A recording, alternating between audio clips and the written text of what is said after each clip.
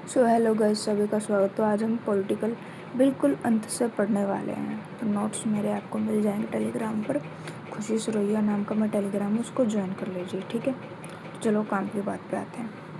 अब जो पॉलिटिकल है वो हमारी 2 फेजेस में डिवाइड है कि भाई पहला फेज, 2 फेज में divide rule under east India company and crown rule. जो आपका rule under east India company का मतलब ये है कि जब कंपनी रही थी तब ये रूल कब तक चला था, तो 1773 से 1857 तक चला था, ठीक है। फिर 1857 की क्रांति हुई तो फिर क्राउन रूल उसके बाद चलने लगा 1858 से 1947 तक, ठीक है। और तो सबसे पहले हम बात करेंगे कंपनी रूल के बारे में। तो इसमें कौन कौन होते थे देख लीजिए।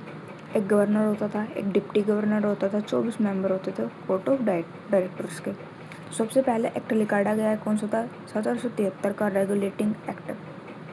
उस टाइम पे पीएम ऑफ ब्रिटेन कौन था, आपके लॉर्ड नॉर्थ थे, ठीक है। इन्होंने एक सीक्रेट कमेटी बिठाई थी, उसके अंदर ही इस एक्ट को बनाया गया था। तो rule by written laws was started कि अब जो लिखे जाएंगे रूल वही फॉलो किए जाएंगे। अब क्या किया गया था कि गवर्नर ऑफ बंगाल को गवर्नर जनरल ऑफ बंगाल कहा जाने लगा। तो फर्स्ट जो गवर्नर ऑफ बंगाल था वो आपका रॉबर्ट क्लाइव था, और फिर उसके बाद गवर्नर जनरल ऑफ बंगाल किसे बनाया गया, वॉरेन हेस्टिंग्स। ये नहीं पूछा जाएगा पर ये वाला पूछा जाएगा, ठीक है। सुप्रीम कोर्ट की एक स्थापना की जाती है इन 1774 में कलकत्ता में।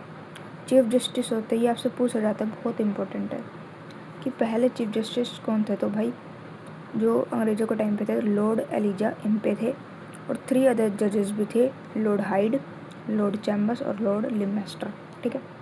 इतना बस आपको याद करना है इसमें। फिर इसमें और क्या प्रावधान किए गए इस वाले एक्ट में, trade without licence was prohibited. मतलब अगर किसी के पास लाइसेंस नहीं है ट्रेड करने का, व्यापार करने का, तो उसको व्यापार नहीं करने दिया जाएगा। दूसरी चीज़, company employees were prohibited to take gifts, कि भाई कोई भी जो व्यापारी है वो इंडिया से कुछ भी रिश्वत वगैरह या गिफ्ट वगैरह नहीं ले सकता है, ठीक है।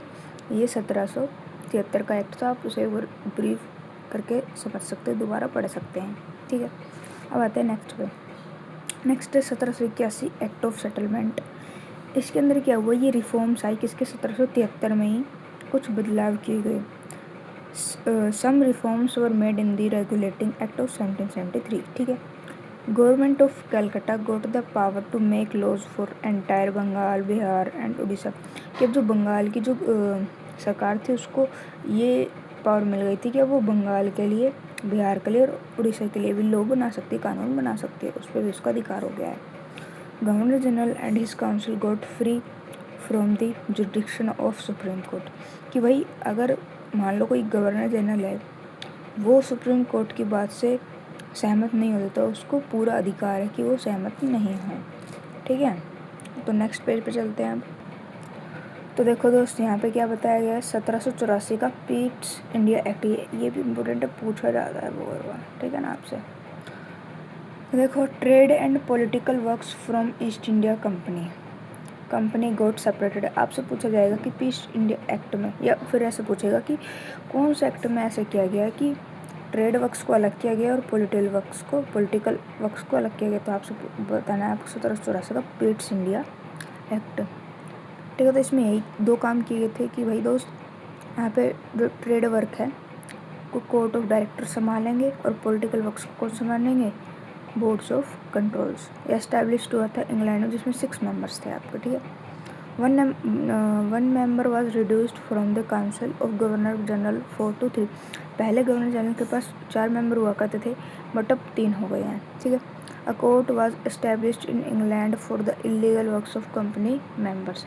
कि अगर कोई भी इलीगल काम करता है ब्रिटिश का आदमी, तो उसके लिए कोर्ट बनाया गया था, कहाँ पे, आपका इंग्लैंड में, ठीक है। अब आता है 1786 का द एक्ट ऑफ 1786। इसमें कुछ नहीं है भाई, लॉर्ड कॉर्नवालिस बने थे इसमें, उन्होंने स्थायी बंदोबस्त वगैरह की वो करी थी।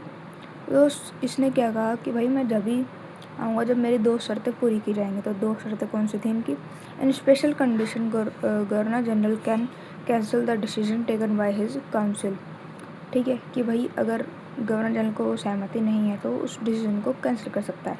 Governor general became the head commander of British army, की ब्रिटिश आर्मी का जो कमांडर होगा वो कौन होगा आपका, गवर्नर जनरल होगा। ठीक है, ये दो बस शर्तें थी, इसको इतना ज़्यादा पूछा नहीं जाता, ये वाला पूछा जाता है आपका। 1793 का charter act, the trade monopoly of east India company was extended for 20 years. देखो वही वो 1600 ईस्वी मैंने आपको बताया था पिछली वीडियो में कि वो कैसे भारत आए थे, कौन सा ग्रुप बना था, मर्चेंट ग्रुप बना था। ठीक है, तो इसमें क्या होता है कि जो उनका व्यापार है वो 20 साल के लिए और चलाया जाता है, कंटिन्यू किया जाता है। Salaries of members of boards of control started paying from Indian revenue, कि भाई इंडिया से जो रेवेन्यू लिया जाएगा वहाँ से इनको पैसा दिया जाएगा। ठीक है, administration by written laws was started, अब प्रशासनिक लॉ बनने लगे। ठीक है दोस्त, तो आज की वीडियो यहाँ तक ही रखेंगे हम। ठीक है, बाकी सब मैं यहाँ पर चैनल लिख देती हूँ, KHUSHI खुशी सरवैया, SAROHIY, इसको आप फॉलो कर लीजिए, टेलीग्राम आईडी है, वहाँ पे सारे नोट्स फ्री ऑफ कॉस्ट मिल जाएंगे आपको। चैनल को सब्सक्राइब कर लीजिए और बेल आइकन को दबा दीजिए और एक लाइक ज़रूर कर दीजिए। धन्यवाद, जय हिंद।